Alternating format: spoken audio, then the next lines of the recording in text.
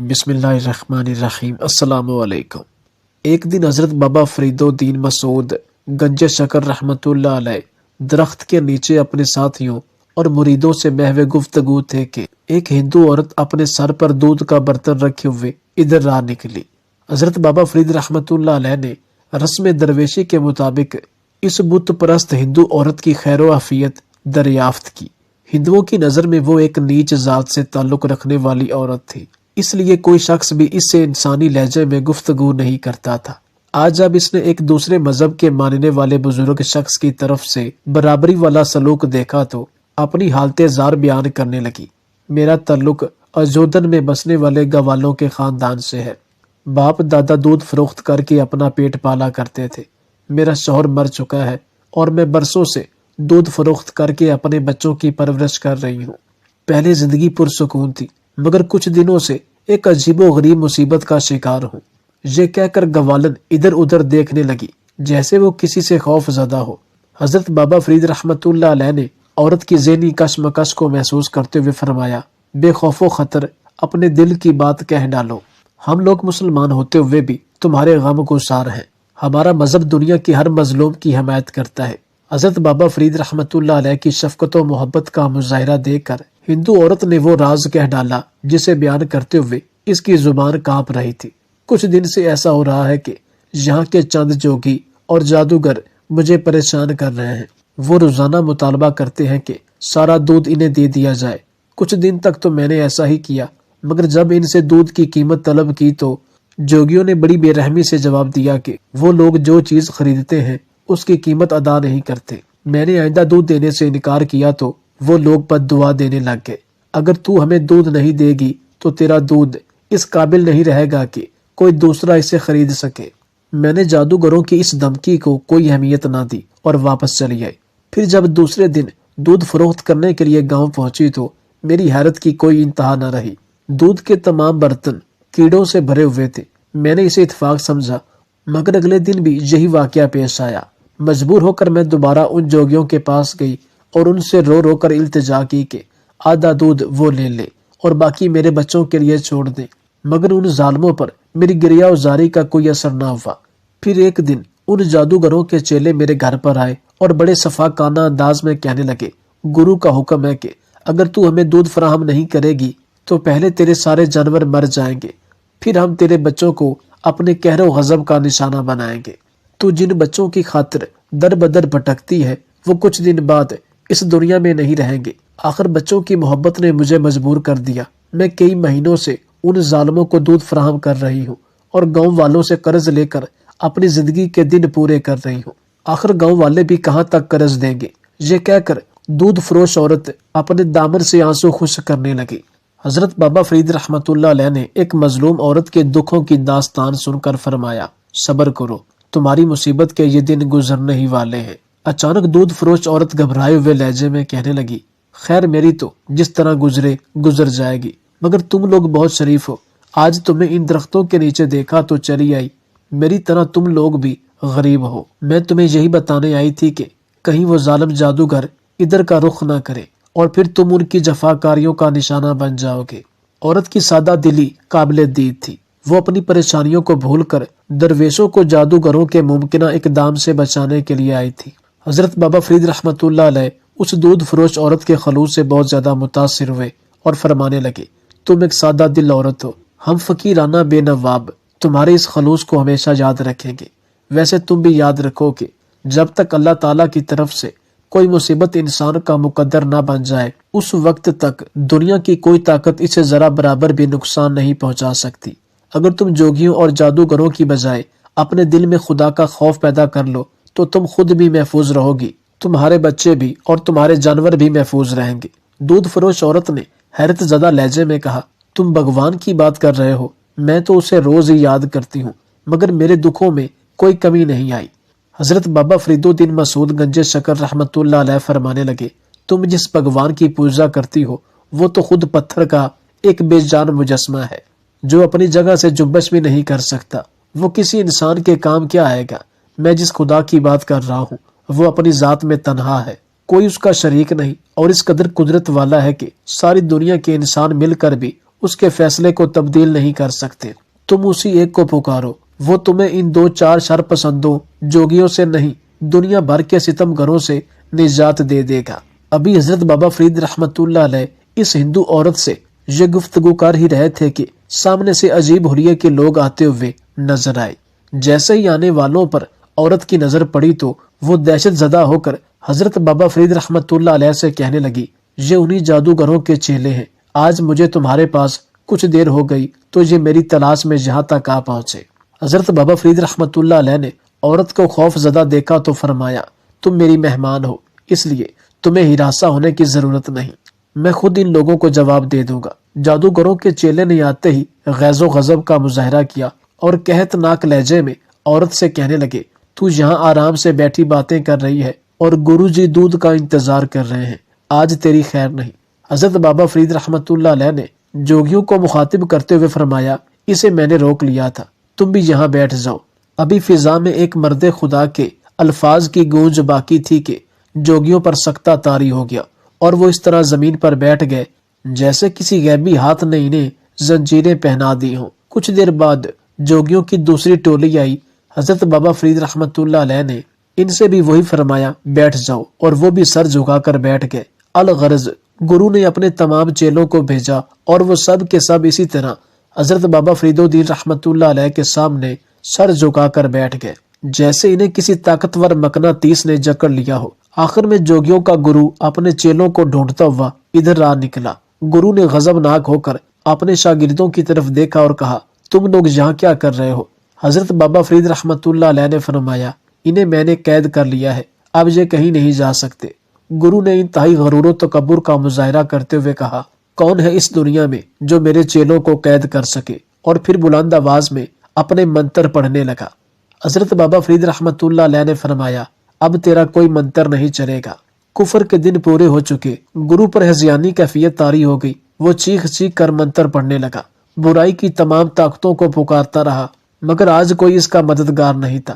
آخر گرو نے حضرت بابا فرید رحمت اللہ علیہ کے قدموں پر سر رکھ دیا اور اپنے چیلوں کی رہائی کے لیے التجا کرنے لگا۔ حضرت بابا فرید الدین مسعود گنج شکر رحمت اللہ علیہ نے خود جلال لہجے میں فرمایا، تیرے شاگردوں کو صرف ایک شرط پر رہائی مل سکتی ہے کہ تو انہیں لے کر یہاں سے دور چلا جا، اگر آئندہ تو نے مخلوق خدا کو تنگ کیا تو پھر تجھ پر خدا کی زمین تنگ ہو جائے گی۔ گرو بہت دیر تک بابا فرید رحمت اللہ علیہ سے معافی مانگتا رہا اور پھر اپنے چیلوں کو لے کر ان کی حدود سے نکل گیا۔ گرو کے جانے کے بعد حضرت بابا فرید رحمت اللہ علیہ اس کی جگہ پر اقامت گزین ہو گئے اور پورا قصبہ آپ کی اس کرامت کے شور سے گونجنے لگا۔ نتیجتاً سینکڑوں بت پرست حلقہ اسلام میں داخل ہو گئے۔ اجودن میں یہ آپ کی پہلی روحانی کرامت تھی۔ اس واقعہ کی شہرت ہوئی تو اور گرد و پیش کے ضرورت مند حضرت بابا فرید رحمت اللہ علیہ کی خدمت میں حاضر ہونے لگے۔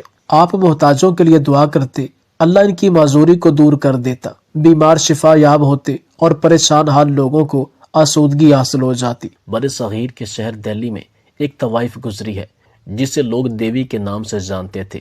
اسے نام یوں نہیں دیا گیا تھا بلکہ واقعی وہ تمام طوائفوں میں دیوی کا رتبہ رکھتی تھی۔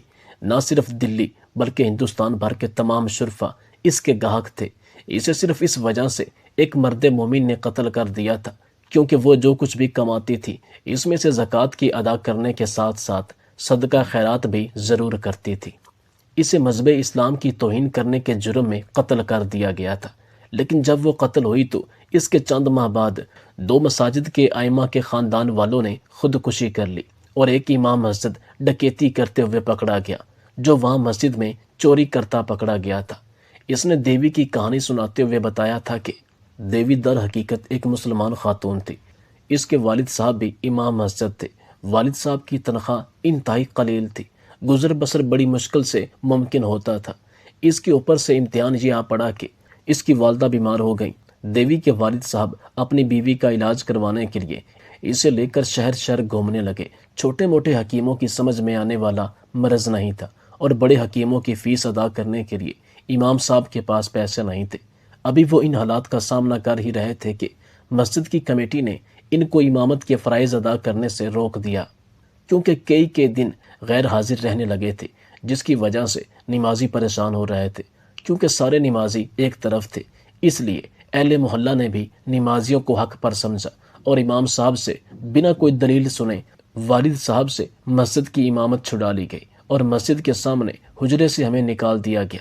کئی دنوں اور راتیں ہم لوگوں نے سڑک پر گزاری۔ پھر میرے والد صاحب ہمیں لے کر دہلی آ گئے۔ دہلی میں میرے والد صاحب میری ماں کے علاج کے لیے در در بھٹکتے رہے اور میں دن بھر بھیک مانگتی رہی۔ مجھے بھیک کے نام پر رقم ملتی تھی، اس سے ہم لوگ روٹی تو کھا سکتے تھے، لیکن میری ماں کا علاج ممکن نہ تھا۔ میں ایک مسلمان بزنس مین کے پاس کچھ مانگنے کے لیے گئی۔ اس شخص کا مسالوں کا کاروبار تھا، انتہائی حسن پرست اور ہوس پرست آدمی تھا، بد کردار اور بد لحاظ بھی تھا۔ جب ہم لوگ دہلی آئے تھے اور میں نے بھیک مانگنا شروع کی تھی، تب میرے والد صاحب نے مجھے کسی ہندو، مسلمان، سکھ، عیسائی سے بھیک مانگنے سے منع نہیں کیا تھا، سوائے اس بزنس مین کے۔ ایک رات جب دیوی کی ماں سخت تکلیف میں تھی اور ساری رات ایڑیاں رگڑتی رہی، یہاں تک کہ صبح کے وقت اس کی جان نکل گئی۔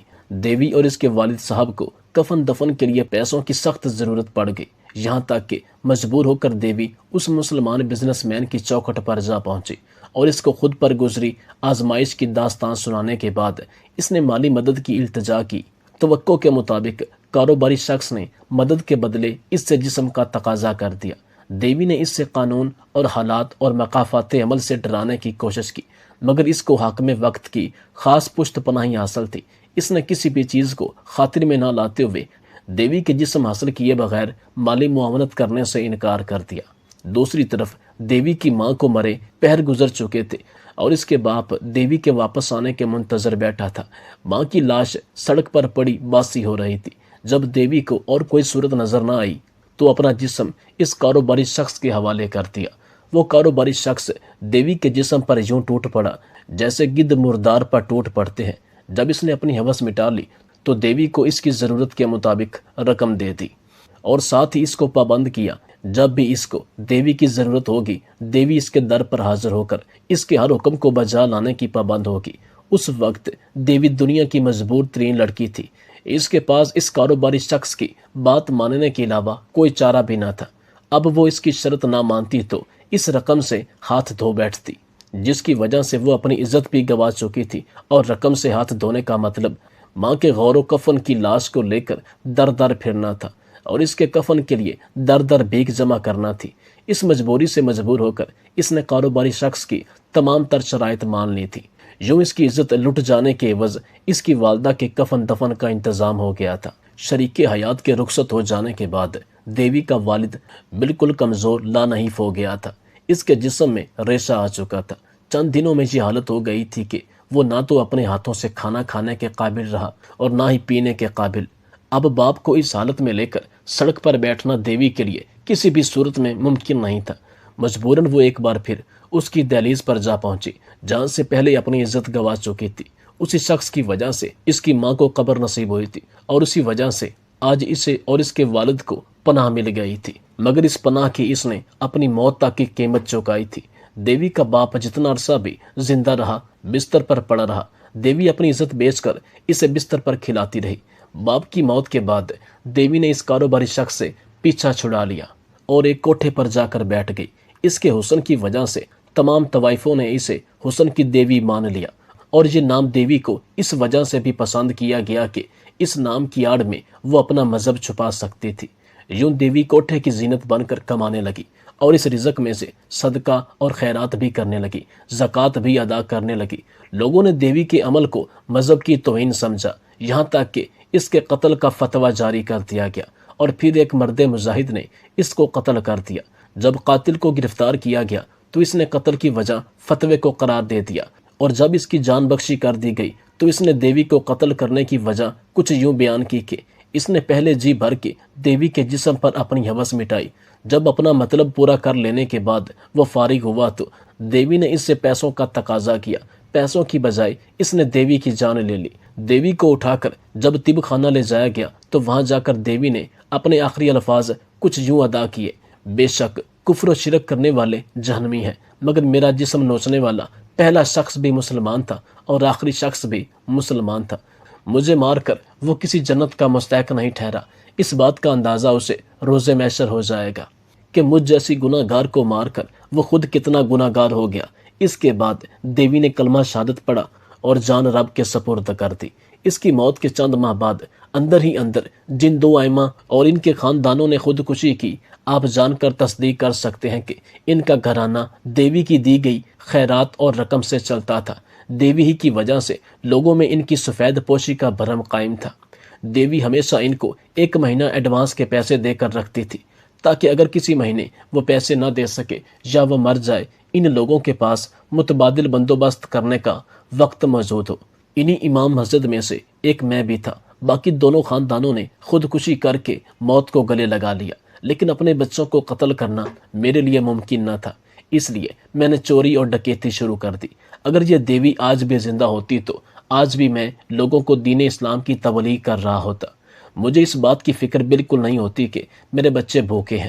اشفاق احمد صاحب فرماتے ہیں کہ یہ واقعہ بیان کرتے ہوئے میرے الفاظ میرا ساتھ نہیں دے رہے۔ کہتے ہیں کہ آج بھی اس وقت دنیا میں ایسے لوگ موجود ہیں جو خود تکلیف اٹھا رہے ہیں تاکہ مجھ سے جڑے ہوئے دوسرے لوگوں کی زندگیاں آسان ہو جائیں۔ ان میں بے شمار لوگ ایسے ہیں جن کی ایسے غریب اور سفید پوش لوگوں کے ساتھ رشتہ داری نہیں، تعلق واسطہ نہیں، صرف رضا الہی اور اللہ تعالیٰ کی خوشنودی کے لیے یہ لوگ خود کو تکلیف میں مبتلا کر کے ان لوگوں کی آسانی کے لیے، اپنی آخرت کو سنوارنے کے لیے در بدر کی ٹھوکریں کھا رہے ہیں۔ میں یقین سے کہہ سکتا ہوں کہ اس واقعہ میں بیان کیے گئے بزنس مین اور اس جیسے لاکھوں کروڑوں لوگ جو غریبوں، یتیموں یا کسی بھی شکل میں عورتوں کی عزتوں کو پامال کرتے ہیں اور بعد میں صدقہ خیرات کرتے ہیں، ان کا صدقہ خیرات، زکوٰۃ، کوئی بھی نیکی ہرگز قابل قبول نہ ہوگی، باوجود اس کے کہ جو لڑکی، جو خاندان، جو انسان تکلیف اٹھا کر کوئی غلط کام کر کے کسی غریب یا سفید پوش کا فائدہ کر رہا ہے۔ مجھے امید ہے کہ اللہ تعالیٰ ان کو آخرت میں ضرور انعام و کرام سے نوازے گا۔